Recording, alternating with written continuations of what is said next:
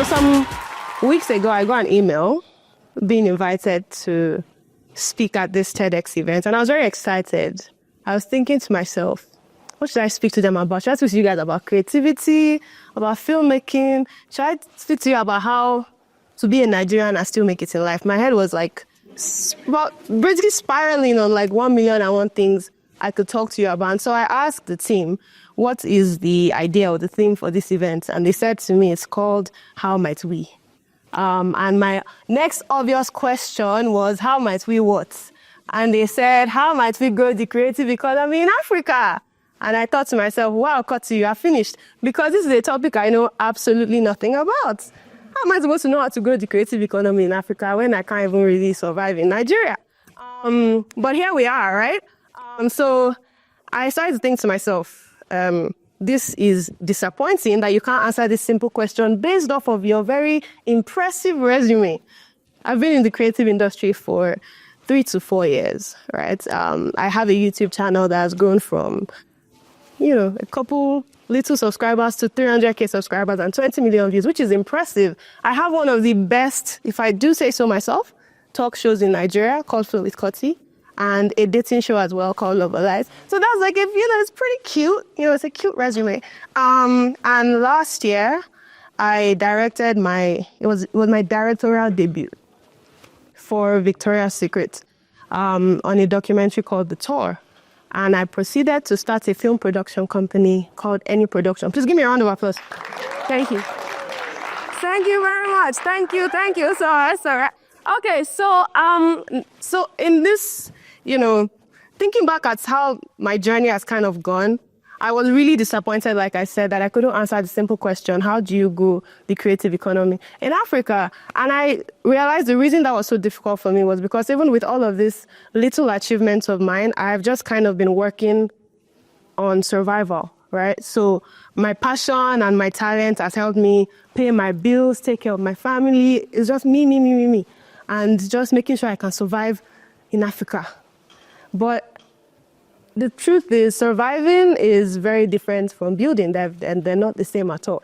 So I realized I've been in survival mode, but I've not really been focused on building something that could, transform a continent. Hey, that's a lot. Anyway, so I go into my quest. How do we do this? And I go where I would always go for answers. I went to God, but I think he was a bit busy, so he didn't really reply me on time. So I went to ChatGPT. And ChatGPT said a few things to me. Invest in education, collaborate, celebrate creativity, which are really profound answers, if I might say. They're answers that can actually work. Well, how much do I have to invest in education? Not a lot. So I went back into panic mode. And then one day I'm working in the morning. I work very early in the morning. And I was listening to Kanye West, which I would advise you, if you need answers on anything, try it. Listen to Kanye West. He will say something that will just trick your brain. So I'm listening to Kanye West, right? And I'm working and everything is kind of flowing. And then it just clocked. The answer to the question of how do we grow the creative economy in Africa, at least from my perspective, is very simple, right? We need more creative people who understand business. It's very beautiful that creative people are very peculiar. They are the way they are. Rather, we are the way we are. We're very peculiar people, but it's not a lot of us in this industry that really can scale our arts, right? And if you look at people like Kanye West, Rihanna, Tyler Perry, these are great examples of creative people and creative minds who have turned their simple idea into something so magnificent, right? Not just for themselves, but for an entire ecosystem. For even people that are not in the creative industry.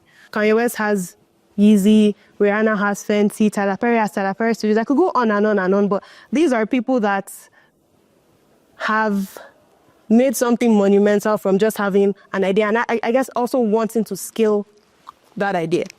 So to answer the question of how can we grow the creative economy in Africa, I have a few suggestions. They're not really solutions, but they're a step further to solutions. The first thing is we have to start with ourselves, and ourselves meaning the creative people.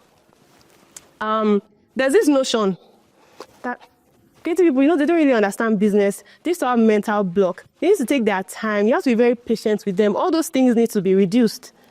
I think that if the same creative people who can make a movie with zero budget, people are making YouTube videos with no budget right now. If you can do something like that with zero budget, then you can understand profit and loss statements. You can understand how to work a spreadsheet. You can learn how to build, and you can lead a team. There's literally nothing you cannot do if you have the same ability to make art. And the next thing would be creative people need to care about the business of creativity, which means learning. The moment you stop learning is the day you die. Everybody says it, and it's very true. I think that steps like going for an MBA, maybe that's a stretch, right?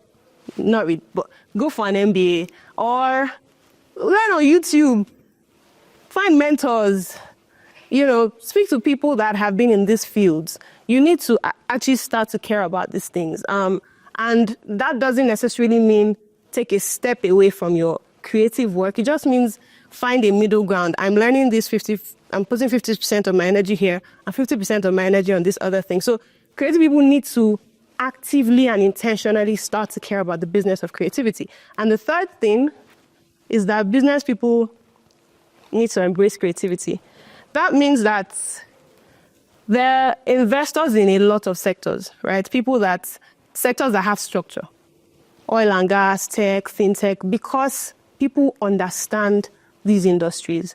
But you don't really understand the creative industry because you don't really understand the creative mind. So you have to, first of all, be intentional about understanding, this is how our mind works. And so this is what our economy lacks, and this is what we can help, grow the economy. Because at the end of the day, whether we like it or not, it's becoming an industry that is very impossible to ignore. So people are poking eyes in it, and you just need to be more intentional, which is the business people as well, in trying to understand what we need and how we work. Those are my 3 little points, right? And I think that whether we like it or not, the creative economy in Africa is growing. Music, film, in this generation, there's a lot of talents, but there's also so much noise. And so you have to be able to sometimes step out of that noise and, try to expand your horizon. So I think that business cannot exist without a creative idea. And creativity cannot thrive without business. And so both of them need to start finding ways to merge together. So yes, I think that the business of creativity, like I said earlier, is everyone's business. It's not just the business person's business. It's not just the creative person's business. It's everybody's business. Everybody has to now come together to try to make sure this is not an industry that just kind of floats. We need to start actually making valuable progress and significant change. There's so many examples I could start to use now, but I think the main thing is don't stop learning. So I think the main thing is focus on growing yourself, growing like your creativity, and also just learning. Learning must never stop, right? So if the amount of energy you put into your creative work, you have to be able to scale this work. You have to be able to figure out how to scale. That's the only way this economy can grow as a whole. I think that, like I said earlier, we're a very peculiar generation. We're very peculiar people. And I don't think there's anything we put our mind to that we cannot do, right? So let's not, think, I'm just a creative. You're not just a creative. You are a powerful person. And so you need to start putting that power to action. And like I said again, in a society, in a generation where there's so much noise, we need fewer voices and more examples. Thank you very much.